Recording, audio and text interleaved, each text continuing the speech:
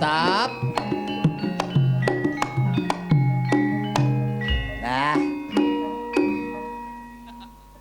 Enten musike ta? Enten musike. Enten, Dik. E minor. Ndi? E minor. Ndi sing E minor. Sing urgen. Nah.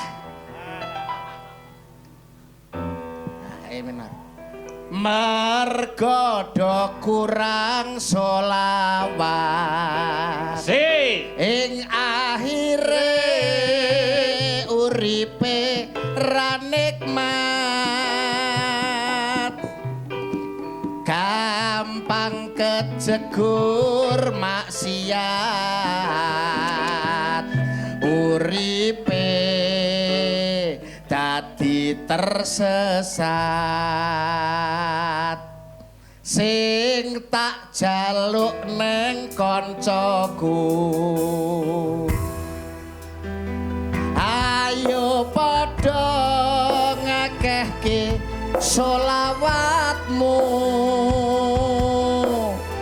supaya tentrem atimu, selamat dunya akhiratmu.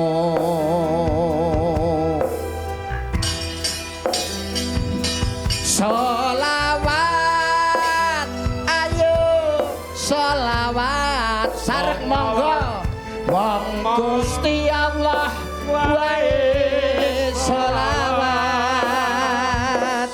Sholawat, ayo Sholawat. wong malaikat wae sholawat. Kepingin nikmat ayo sholawat, kepingin sehat sholawat, pengen syafaat ayo sholawat, kepingin ayem sholawat, kepingin adem Ayo sholawat. pengen tantram ayo Sholawat. sareng monggo sholawat, ayo Sholawat. wong Gusti Allah wae sholawat. Sholawat, ayo Sholawat. wong malaikat wae sholawat. Kepingin nikmat ayo sholawat, kepingin sehat Ayo sholawat. pengen syafaat Ayo sholawat. kepingin ayem Ayo sholawat. kepingin adem Ayo sholawat. kepingin tantram ayo Sholawat. stop. Sinden mendel urgen meneng khusus jamaah sing rawuh sareng-sareng monggo nggih. Sholawat,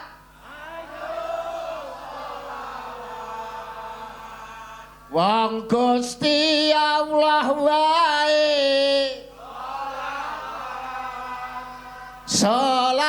sholawat, wong malaikat wae NKRI sholawat bertobat.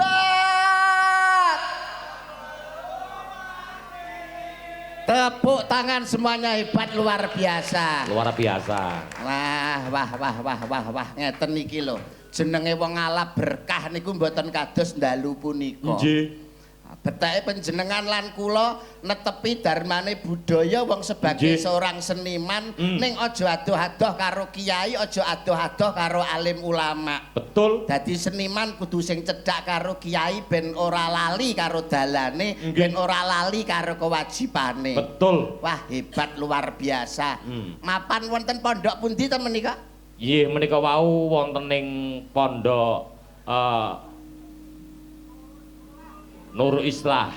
Nurul Islah, sampeyan apalane meng pondok Darul Nikmat tok ae. Kok iso iki lho? Pondok niki lho Nurul Islah niki lho. Nurul menika cahaya, Islah menika tegese rukun. Dadi cahaya kerukunan dalu punika rawuh sedaya para jamaah mung kepengin gayuh kerukunan, keselamatan, slamet donya lan akhirat. Allahumma amin. Wah, luar biasa. Luar biasa. Remen sanget kula. Nggih. Nyawang sinden-sindene wis padha nganggem peh kok iso kaya duren. Kok iso duren iki lho? Dibrongsongi ndase. Biasane ora ngene terus macak ngene iki ya wah luar biasa sanget. Biasane semangate luar biasa. Nggih. Bengi niki wau anu mergo ketutup saka jilbab. Nggih. Ah tapi mboten dados menapa. Nyatane sing kepareng rawuh salam sungkem takdim bekti hormat dumateng sedaya para alim ulama, para kiai ingkang kepareng rawuh, para Gus Bunyai sedayanipun, para santri ingkang luar biasa saestu. Wah. Kula yakin dan kula percaya budaya seni wayang kulit tidak akan hilang dari bumi Nusantara. Mergo nek wis para Nusantara niku saka tembung NU, santri dan rakyat wis manunggal dadi siji, insyaallah negara Indonesia dados negara sing baldatun thayyibatun warabun ghafur. Allahumma amin. Hebat luar biasa. Luar biasa. NU, santri, rakyat, dadi siji, manunggal Nusantara. Wis ora mungkin diogak-ogak, ora mungkin dipecah belah mergo NKRI menika harga mati. Nggih. Wah, seneng kula saiki. Kene ya lho, Kiai kampung. Rene kowe iki pesenan iki. Pesenan sinten? Pak Kiai Gus Hari pesen niki kon nggawa rencana ajeng ditumbas. Pripun to? Gus Hari kok. Gus Hari. Nggih. Niki kon mesene Mas Mondol kon ngejak sampe nek pentas rencana arep ditumbas. Arep nggo apa? Nggo cethik geni lho. Raiku kaya rencek no piye kok. Lah wong ki ya sing sabar iki ning gone pondok pesantren sowan para kiai, para gus-gus alim ulama, enek tetembungan ke innallaha ma'asabirin. Wong sabar ditresnani Gusti Allah. Lah dadi wong ki kudu sabar. Kudu sabar. Lah nek nuwun sewu, lah nek kesabaranmu, keikhlasanmu antarane kowe karo aku, ya moh kalah to Mas nek aku karo kowe. Wong al ikhlasi ruhul ibadah, ikhlas kuwi roe wong ibadah. Mulane ibadah apa wae landasana dengan keikhlasan. Keikhlasan. Contone kaya aku, nek kowe mesti gak paham. Piye? Awakmu wong muslim. Muslim. Awakmu wong Islam. Islam. Lanang pisan. Lanang. Wayah Jumatan awakmu salat Jumat. Salat Jumat no. Jelalah pas salat Jumat melangkah neng masjid. Terus sapimu ucul ngebyong tandurane tanggamu. Apa yang kamu lakukan? Sebagai orang Islam Muslim, Jumatan no. Sapimu mangan tandurane tanggamu nesu dosa kowe. Ya ngopeni sapi sik. Ora oleh pahala, ora entuk salat jemaah, ora oleh pahala ngopeni sapi. Sapine jak Jumatan. Wong edan apa enek kok sapi jak Jumatan mlebu masjid iki lho, berarti kurang ikhlas. Kurang ikhlas beda karo aku. Lah nek awakmu? Ya pertanyaane iki lho. Pertanyaane mau. Dina Jumat. Iya. Awakmu sebagai seorang muslim, ya? Lagi 5 langkah arep nang masjid. Heeh. Lah terus sapimu ucul ngebyong tandurane wong. Piye sing mbok lakoni? Sebagai wong sing ikhlas, aku tetep budal ning masjid. Sapimu ngebyong tandurane wong. Sapine sapa?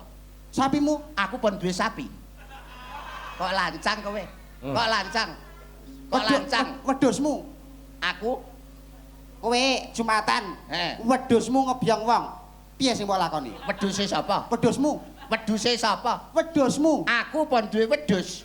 Mosok wedhus? Aku sapi ra duwe, wedhus ra duwe. Yo wong kok melarate ngalam donya iki. Sapi ra duwe, wedhus ra duwe. Lah pancen ya seniman kok. Wong seniman, nek seniman ki tugase apa kuwi sebagai seorang seniman tanggapan ngene iki ya ora mungkin ngopeni sapi ngopeni wedhus. Mungkin no. Mas Alek ki ya ora mungkin ngopeni sapi ngopeni wedhus, dhek sing diupeni jago ngono lho. Lah dienggo apa jagone? Kritik to tarungan modele kaya untulan to. Oh ora len kuwi biyen. Biyen ngono. Kuwi biyen. Oh biyen. Saiki ya pancet.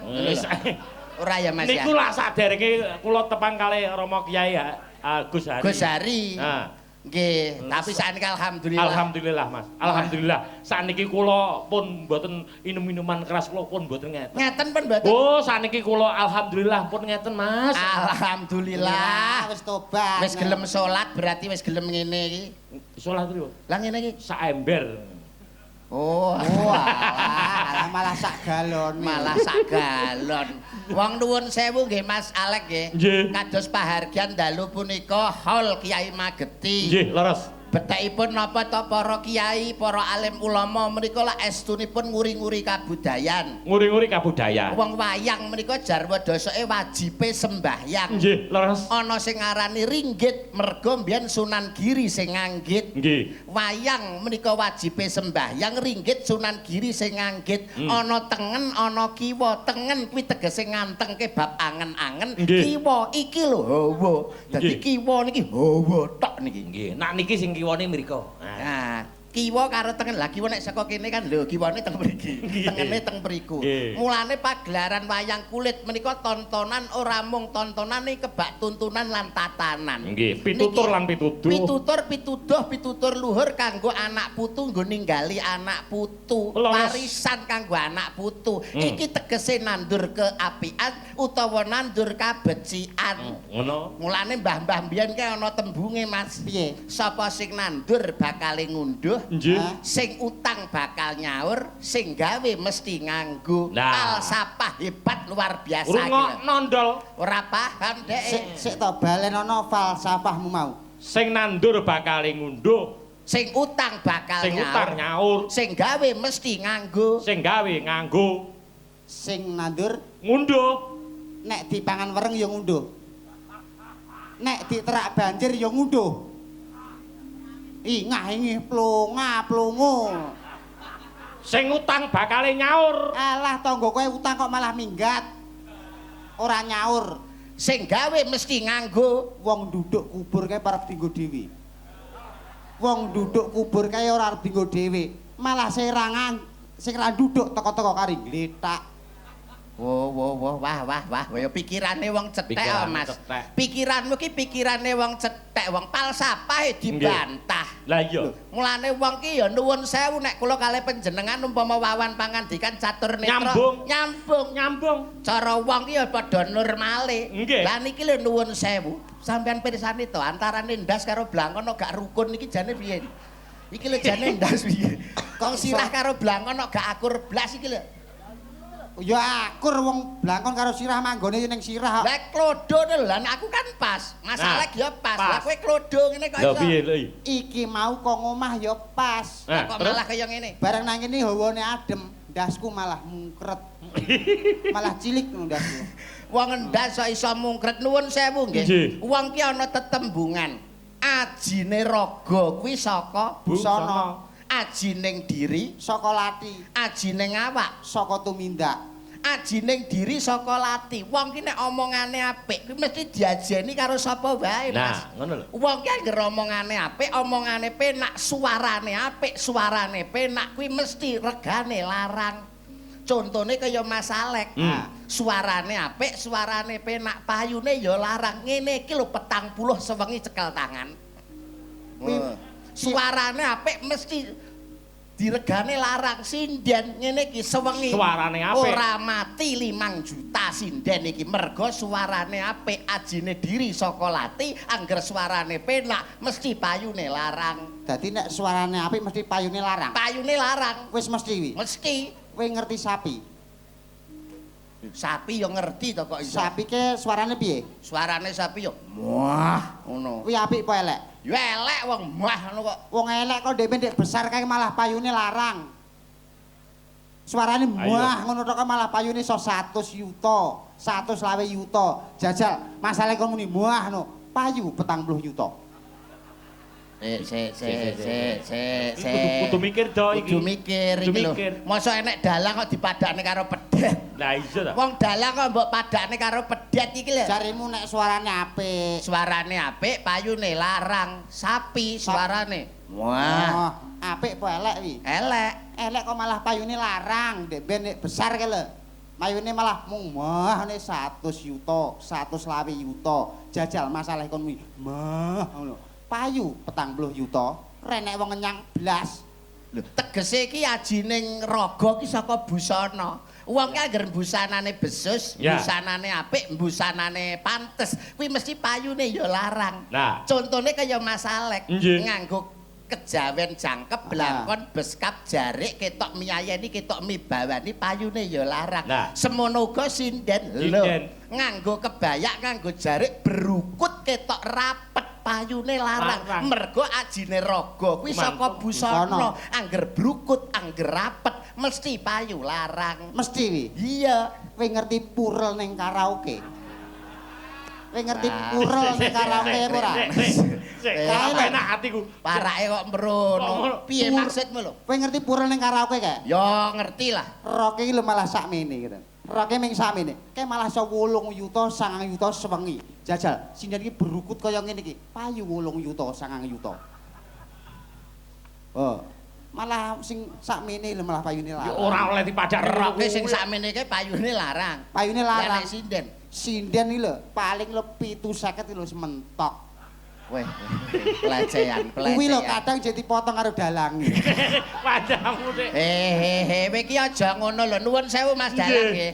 Di sini itu yang berkuasa penuh itu dalang. Kekuasaan seorang dalang itu penuh dalam pagelaran malam hari ini. Sebutannya wae dalang. Dalang kuwi tegese ngudal piwulang. Piwulang sing luhur, sing apik ayo dienggo, sing elek ayo ditinggalke. Kowe aja ngino karo dalang, aja ngenyek pegawean dalang.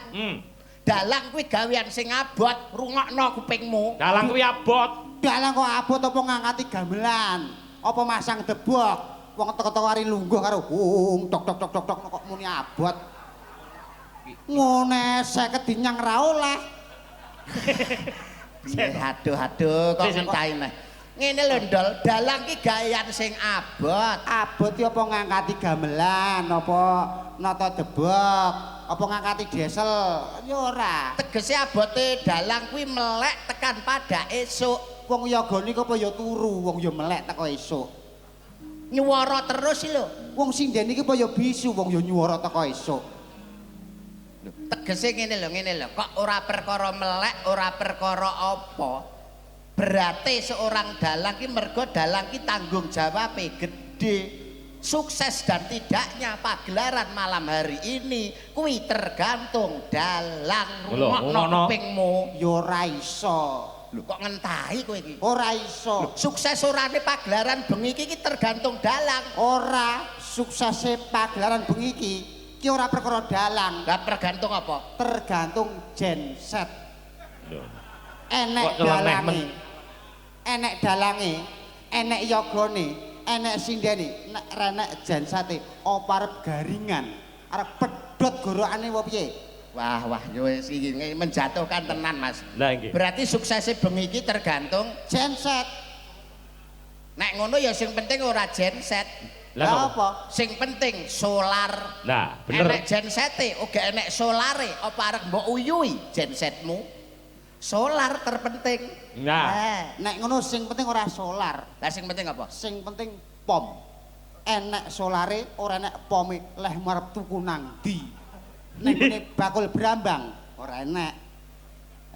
Berarti sing paling penting, Sing penting pom. nek ngono sing penting ya ora pom. lah napa niku? Sing penting tanah utawa bumi. Bumi sing paling penting. Ora enek bumi, mbok encepne ndi pommu. Lah, Bumi paling penting. Nek ngono sing penting ora bumi. Lah sing penting. Sing penting Allah Subhanahu wa taala. Alah. Wis entek. Ya wis entek mbok parakne mrono ya wis entek kok iso. Lah nek ra dadi parakne rono sewengi utuh mung engkel-engkelan tok. Ha wis tegese ngono iki padha menjatuhkan harkat martabate Mas Alek sebagai seorang dalang. Ngono. Wong dalang ki nuwun sewu ya dalang ki adalah seorang pemimpin rombongan. Dalang pimpinane ibarate yoga iki anak buahe. Ibarate dalang iki kaya sopir. Mulane sopir kan mesti manggone ning ngarep, ngguri penumpange ngarep dhewe mesti sopir. Sopir mesti manggone ngarep. Lah, betul. Ora mesti. Lho, mesti sopir ning ngarep. Ora mesti. Kok iso? Enek sopir sing manggone ning mburi. Sopir apa? Sopir becak. Kae penumpange ning ngarep, sopire ning mburi. Bener to? Aku malah goblok tawar kowe. Ya bener apa sopir becak kae manggone ning nguri, penumpange ning ngarep bener mondel. Lah ya masih bener paling nek gak ning nguri ya ning ngarep. Wis entek jenenge sopir nek gak ning nguri ya ning ngarep. Enek sopir sing manggon ning tengah. Ora enek. Enek sopir apa? Sopir dokar. Kae dokare sing ngarep. Terus kusire ning tengah, penumpange ning mburi. Berarti sing sopir manggone ning tengah kuwi sopir dokar. Lah ngarep dhewe? Arep dhewe jaran. Jarane nganggo gawe kacamata. Lah sebab apa jaran kok gawe kacamata? Kae ngono, isin. Lho jaran kok isin? Ya isin wong gawe sepatu, gawe kacamata kok gak gawe celana. Per yo isin. Oh. Paham wong padha jarane. Sing tak karepke iki ngene lho. Komunitase. Dalang ki ibarate kaya imam. Cara wong salat dalang ki imame, yoga ki makmume. Mulane dadi imam ki mesti manggone ning ngarep. Paham ora kowe? Wis mesti. Wis mesti. Mesti. Kowe tau takziah ora? Tau nglayat ora kowe? Ya sering tak wong Islam wajibe ya kudu takziah nglayat to. Tau salat jenazah?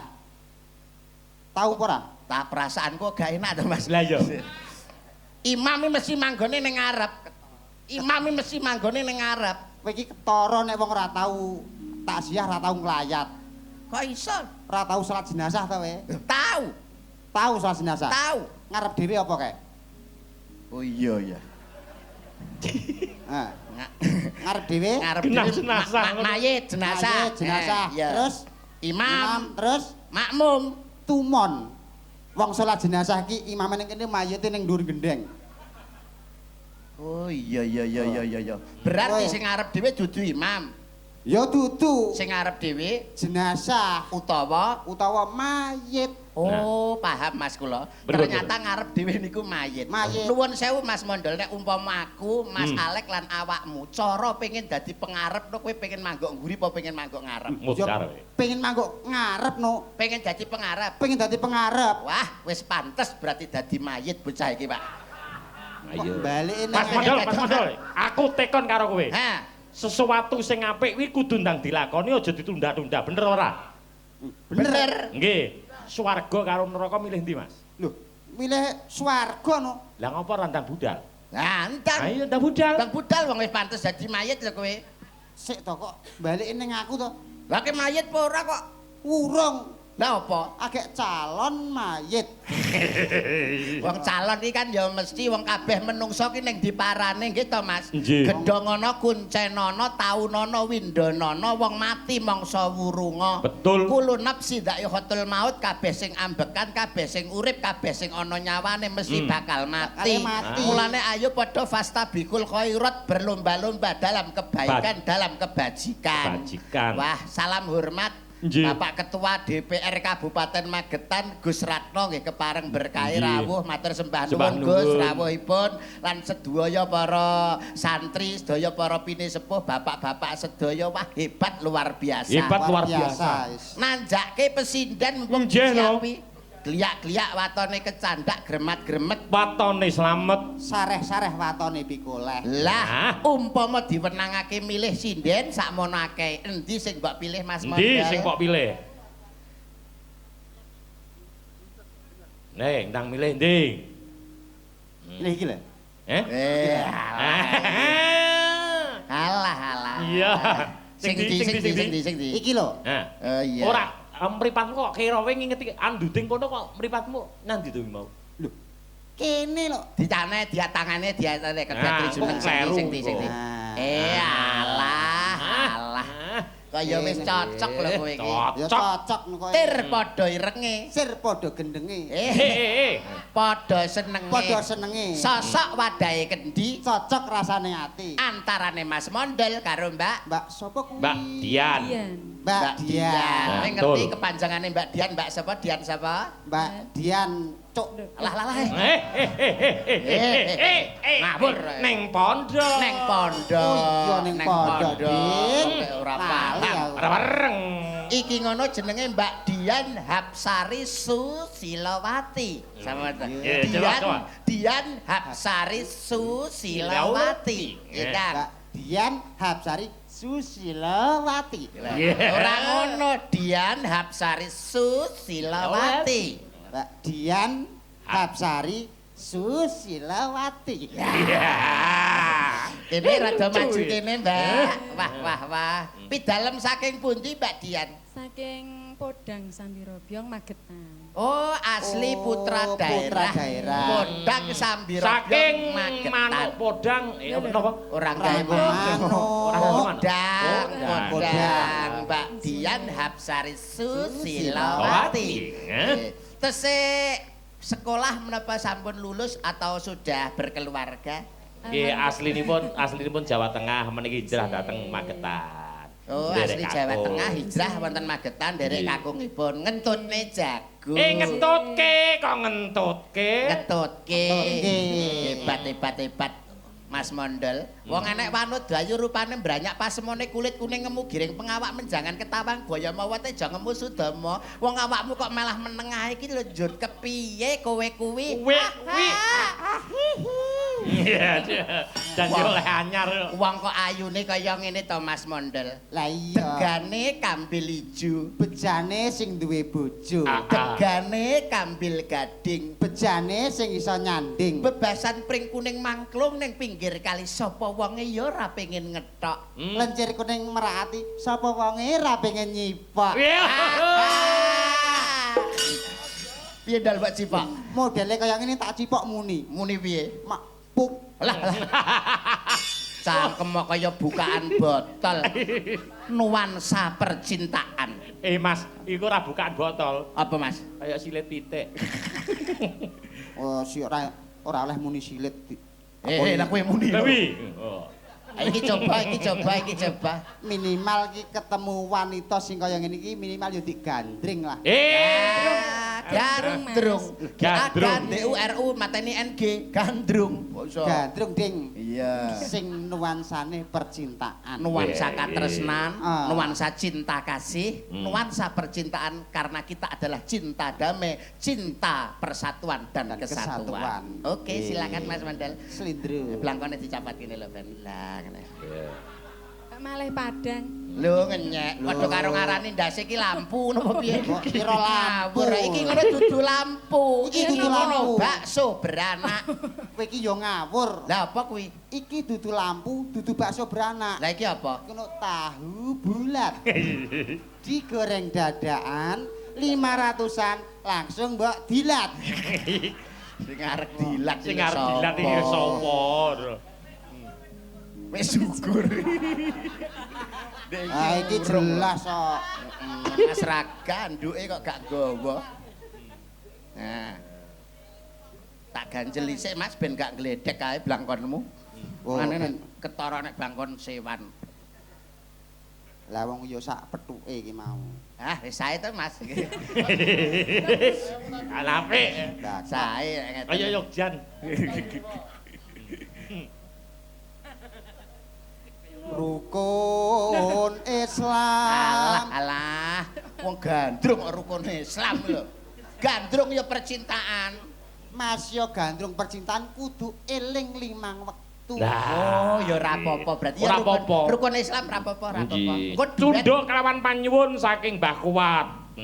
Kagem jamaah sedaya. Lah alah, Mbah Kuat iki wong ngegong ning kene kaya melok njaluk. Kaya melok njaluk. Kok tumbas. Nggih. Nek rukun Islam ya ora apa-apa. Ora apa-apa ya? Ora apa-apa, aku duet karo Mbak. Nggih, mboten napa-napa. Dijumbuhke. Rukun Islam Apik lho suarane. Apik suarane. Raine sing elek. Ya nek pengin apik ya dicet. Kelakuane barang. Kang lima puniki. Bojone ya wayu lho jane. Ya ayu tapi kene ndase. Ya enek tapi nyenil ngono. Katindakno mring para sasama. Coba genti sliramu Yayi. Coba ganti sliramu Yayi. Alah alah. Ya seneng kok. Ndek. Aja padha Aja nganti ditinggalke.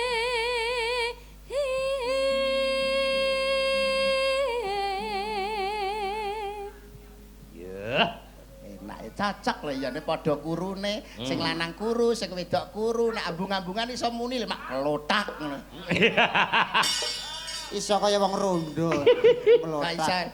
Ya. Ndek. Ya. Kula ta? Iya gentenan. Iya no. Rukun Islam niki. Mak, Ayo, genten Endal. modal. Sahatate kang angka siji. Bangga. Kang angka loro. Oh, Kaget aku. Bener.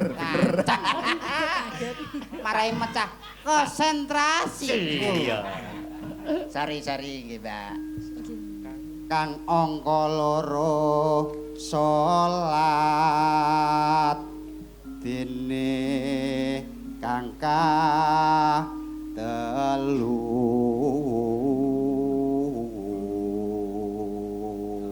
Apik. Poso-poso nindakne Ramadan. Wale. Iya. Ramadan nindakno poso.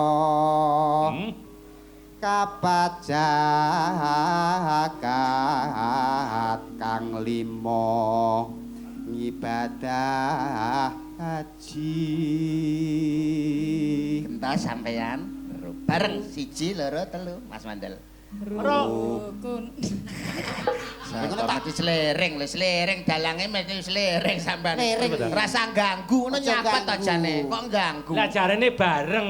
Bareng iki mesti Mas Mondol karo Mbak Dian. Dian apa melu-melu. Udah diapani? Tonggo ya melu nginceng 1 2 3. Iki sapa sih?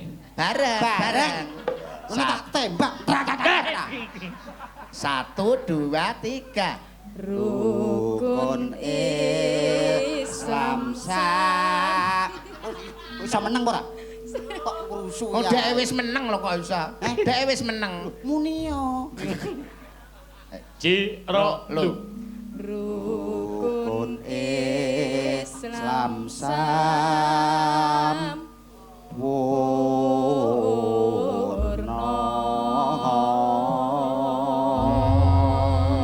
Wah. Niki sampun bawanipun dibablaske napa, Mas? Bablaske pepeling ning digarap cara Jamu-jamu. Nggih, jamu-jamu, Mas. Oke. Ah. Siap. Ya, garap jamu-jamu. Lon-lonan. Ga. Yuk, aturake. Yuk.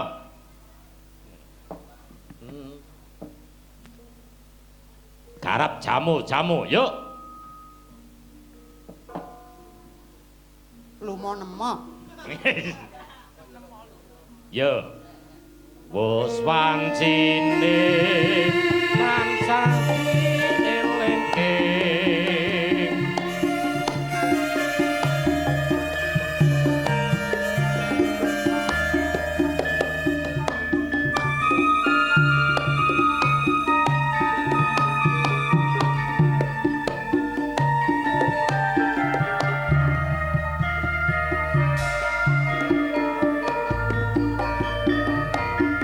wis wancine tansah dielingke wis wancine konco katur pringarsanipun Bapak Kuat Mbah Kuat adan wis kemandang sambayang netapi wajib dawe pangeran salat dadi cagaing agama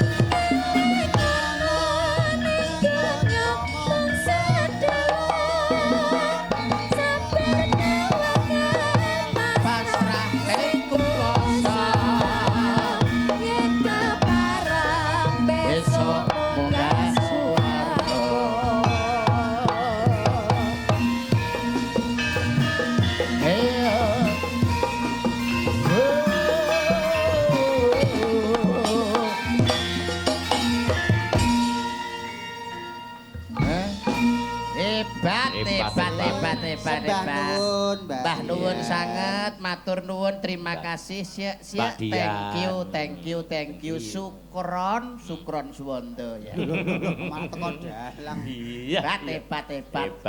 Nyatane menapa menika tembang sair kagem siar, agama suci lewat kerawitan utawi lewat gamelan inggih saged sekeca dimidhangetaken. Wonten ing Solo menika nggih wonten gamelan naminipun sekaten. Oh nggih. Wonten kraton Kasunanan. Nggih.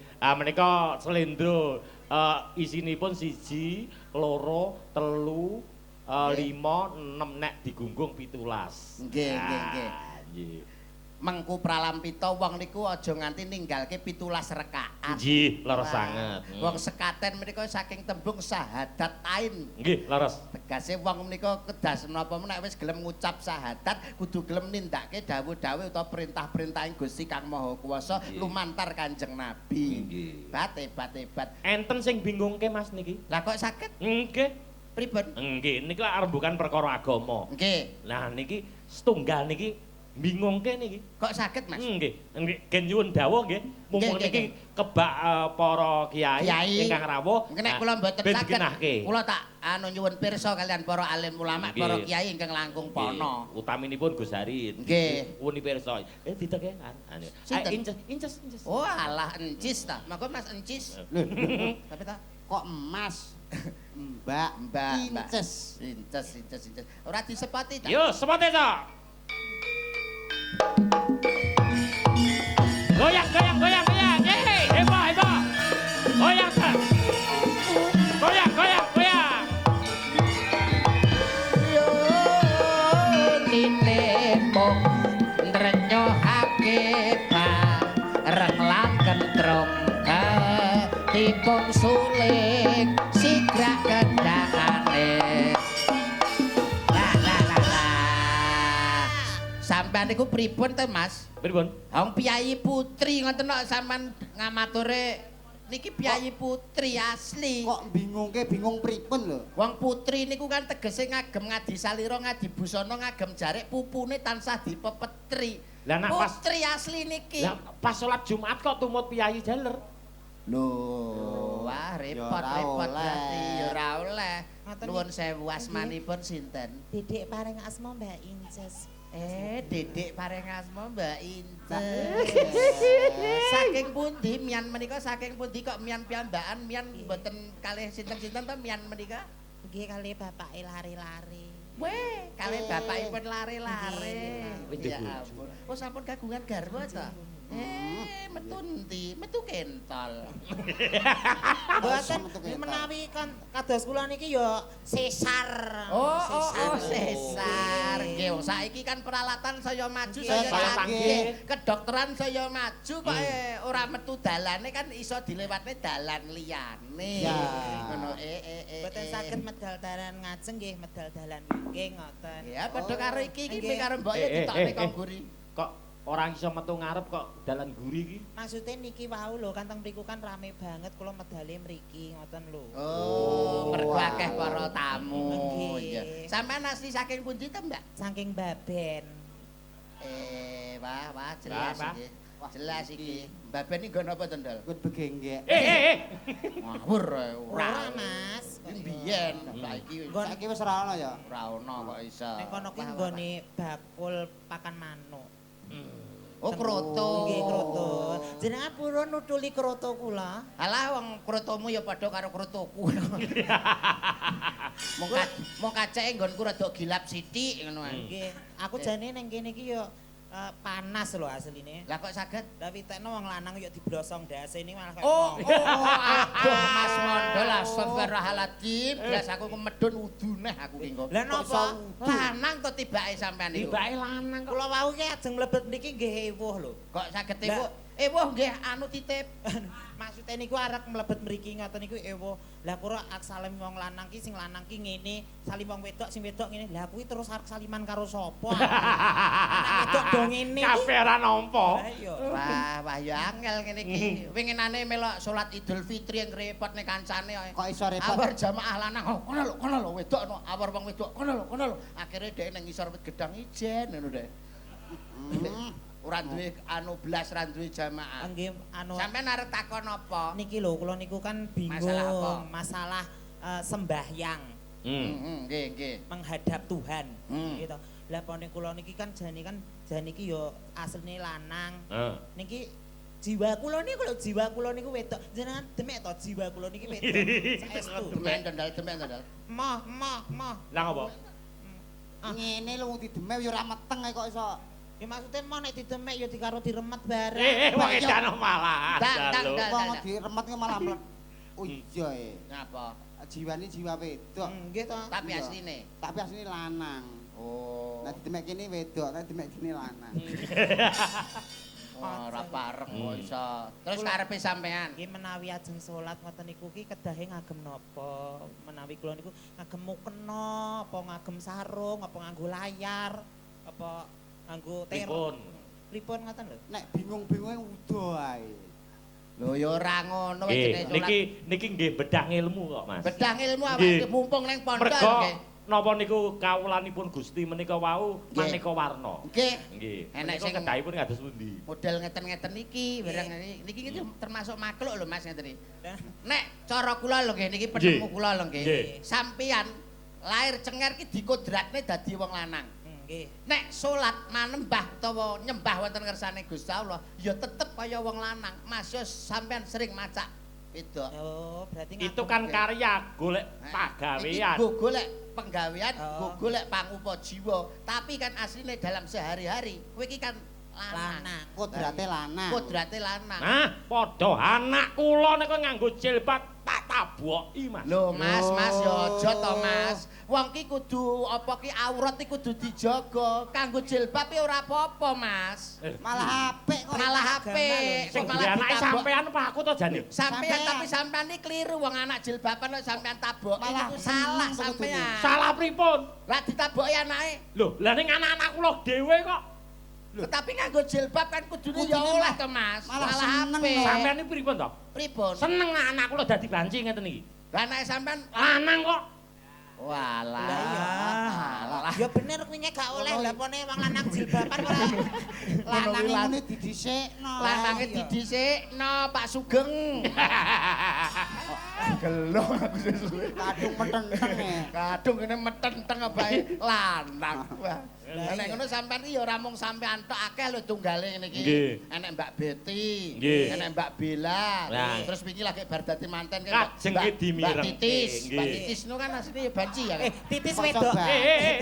Lah iso Wedok suarane lanang. Iso nyuara wedok lho Dek ngene. Ya, Dek apik lho suarane wedok. ya asline kan ya wedok kowe. Oh wedok to tak kira lanang. Wedok mung iso nyuara lanang. Oh tak kira wong lanang iso nyuara wedok ngono Dek. Mm-mm. Lah niki Wedok. swantene nggih sae to Mas? Yo jogetipun sae, suwantene sae. Napa nggih? Nggih. Ya dites nek ngono. Iso lanang, Napa? iso wedok. Nembang napa? Nembang napa? Ning nembangi teng riku. Ha nggih mergo panggung niki. Nembangnya teng mriku. Nembangnya teng mriku, teng mriku, teng mriku. Ya. Nggih. Lho aja teng kono to Pak. Kono lho nek kono cedak. Bapak-bapak. Oh, mah aku kumeteng. Ah, alah. Yo enterane yo kemayu yo macake nganggo makrumah. Iki tanggane Gus Kamto iki. Wong lanang Iya. gimbal kunir. Iya. Iya. Ngaturke apa? Anu qasidah Mas. Weh. Weh. Oke. Wah, cocok ana pondok kok. Tak ding ding tak. Monggo. Tak, tak. Tadi nyanyi so kita. Walau itil itil hey itil hey. Sik. Sik. Kowe kok gak jelas to iki. Iki arep nembang apa? Qasidah. Lah kok sida tabane ya wis bener to nek terbangane bener. dumprak, Ah, nggih. prak dung prak. Mas coba. Prak, prak. Walau itil itil hey itil hey.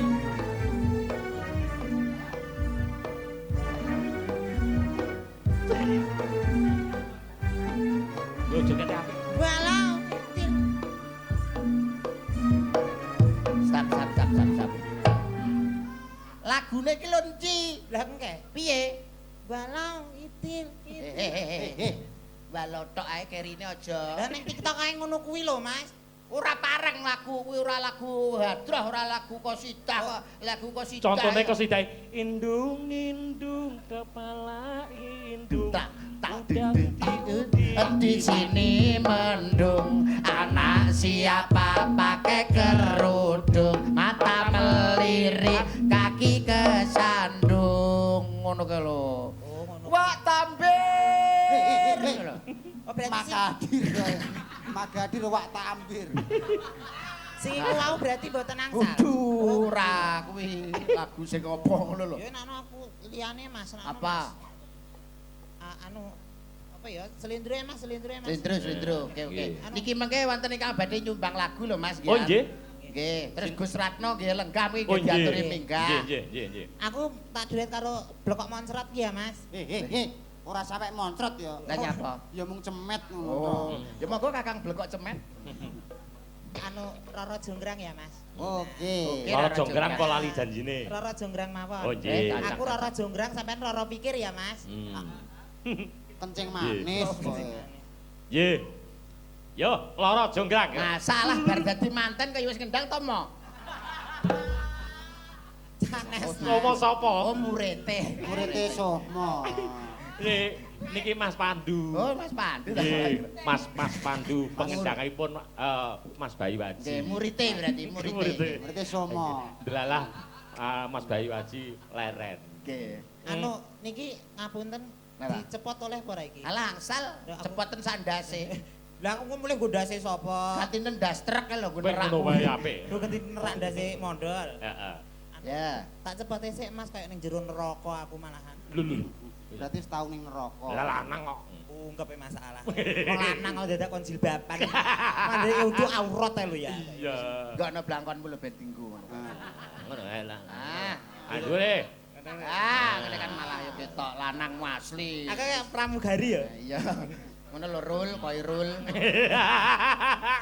Aja mbok omongne jenengku lanang kok. Koirul. Lagune apa? Roro Jonggrang Mas, Jonggrang Mas. Iya, lara Oke, jonggrang. oke. Oke. Yuk, sentak.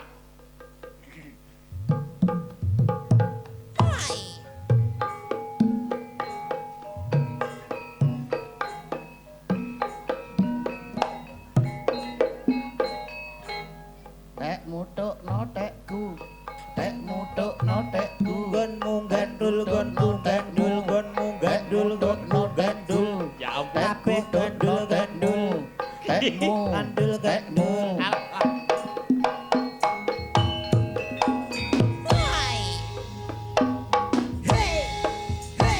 Asik.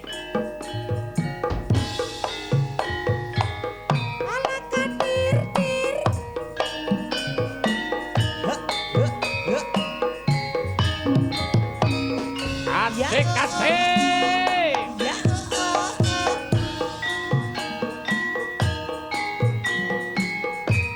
Nenololing. He, he, he, he. He. Roro jonggrang kowe pancen ayu tenan. Yo, yo. Mokal yen aku nandang kasmaran. Waspadakno. Waspadakno prajuritmu kalah perang. Mula kowe dadi wanita bojongan. Yeah.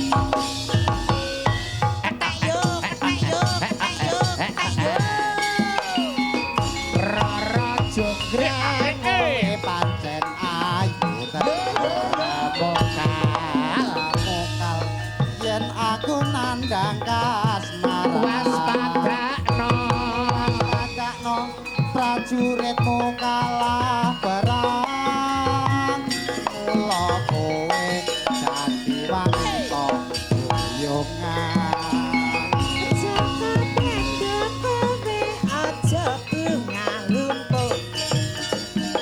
Perang iki aku kudu rokok bela pati angkas Prabu Kutalon aku sedek lakuhi wana segera obat-obat kowe wanita Asik. parang ora ngerti yen Bandung lanang jagat putra ratu pengging Prabu Damarmaya